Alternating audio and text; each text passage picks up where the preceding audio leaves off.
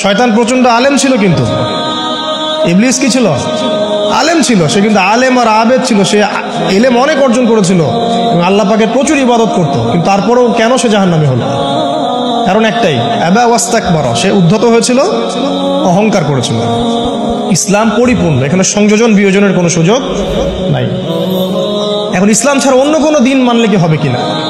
আল্লাহ পাক সূরা আলী ইমরানের মধ্যেই বলছেন, ওয়ামান ইয়াবতাগি গায়রাল ইসলামি দীনান ফালা ইউকবাল মিনহু, কেউ যদি ইসলাম ছাড়া, এই পরিপূর্ণ দিনটা ছাড়া অন্য কোনো জীবন ব্যবস্থা তালাশ করে, তার পক্ষ থেকে কশ্চিন কালেও কোনো আমল কবুল করা হবে না। কার কথা? আল্লাহর কথা। একটা জায়গায় আমি ফোকাস করি যে দিন পালন করতে গিয়ে সবচেয়ে বড় চ্যালেঞ্জটা হচ্ছে, সবচেয়ে বড় চ্যালেঞ্জ সেটা হচ্ছে আল্লাহকে পাওয়া। কি করা? যে আল্লাহর কাছ থেকে আমরা এসেছি, সেই আল্লাহকে দুনিয়াতে এবং আখিরাতে পাওয়া, এটাই চ্যালেঞ্জ। আল্লাহকে যে ব্যক্তি পেয়েছে সে দুনিয়ার সব পেয়ে গেছে। আল্লাহকে যে পায় নাই সে আসলে কিছুই পায় নাই, ইহকাল পরকালের কিছুই পায়নি। এখন আমরা আল্লাহকে পাবো কিভাবে? এটা বড় প্রশ্ন না? যে আল্লাহর কাছ থেকে, যে জান্নাত থেকে আমরা পৃথিবীতে চলে আসলাম, আর সেই জান্নাতে যেতে হলে তো আমাকে আল্লাহকে পেতে হবে। আল্লাহকে পেতে হলে আমার কি কি করণীয়? খুব শর্ট করে আমি কয়েকটা পয়েন্টস আপনাদেরকে শেয়ার করছি। এক নাম্বার, আল্লাহকে পেতে হলে অবশ্যই তার নবী মুহাম্মদ সাল্লাল্লাহু আলাইহি ওয়াসাল্লামকে অনুসরণ করতে হবে। এছাড়া আল্লাহকে পাওয়ার দ্বিতীয় কোনো পথ নেই। আল্লাহকে পেতে হলে অবশ্যই তার নবী মুহাম্মদ সাল্লাল্লাহু আলাইহি ওয়াসাল্লামের আদর্শগুলো জীবনের প্রতিটা ক্ষেত্রে বাস্তবায়ন করতে হবে। চলাফেরা, ওঠা বসা, খাওয়া দাওয়া, ইস্তেঞ্জা করা, মুআমালাত, ব্যবসা বাণিজ্য, অর্থনীতি, সমাজ, রাষ্ট্র, সব ক্ষেত্রে আপনাকে মুহাম্মদ সাল্লাল্লাহু আলাইহি ওয়াসাল্লামের তরিকা, আদর্শটাকে ফলো করতে হবে। তাহলে আপনি আল্লাহকে পাবেন ইনশাআল্লাহ। যে ব্যক্তি আল্লাহকে পেয়েছে সে দুনিয়াও পেয়েছে, আখিরাতও পেয়েছে। যে আল্লাহকে পায় নাই, দুনিয়াও বরবাদ, আখিরাতও বরবাদ। এক নাম্বার তাহলে কি কাজ? আল্লাহ পাকের সর্বশেষ নবী মুহাম্মদ সাল্লাল্লাহু আলাইহি ওয়াসাল্লামকে অনুসরণ করা, তার আদর্শ মেনে চলা, এক নাম্বার। দুই নাম্বার হচ্ছে 5 ওয়াক্ত নামাজ।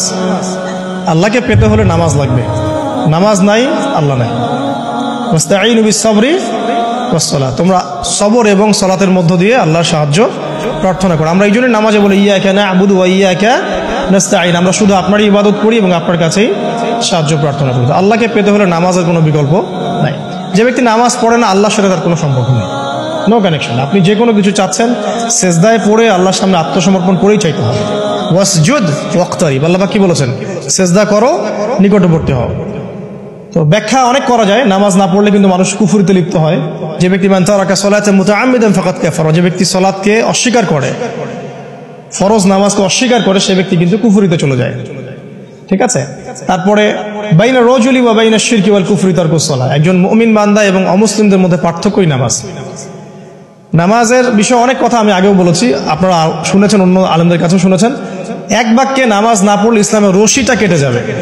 মুআয বিন জাবালকে নবী সাল্লাল্লাহু আলাইহি ওয়াসাল্লাম বলেছেন যে যদি মান তারাকা সালাতান মুতাআম্মিদান, কেউ যদি সালাতকে ইচ্ছা করে ছেড়ে দেয়, ফাকাদ বারিআত মিন জিম্মাতিল্লাহ, সে ব্যক্তি আল্লাহর জিম্মেদারি থেকে মুক্ত হয়ে যাবে। তার উপর আল্লাহর কোনো জিম্মাদারি নাই, আল্লাহর নিরাপত্তা, জিম্মাদারি থেকে সে মুক্ত। তো 5 ওয়াক্ত নামাজ আল্লাহ পাক আমাদের সবাইকে জামাতের সাথে পড়ার তৌফিক দান করুন।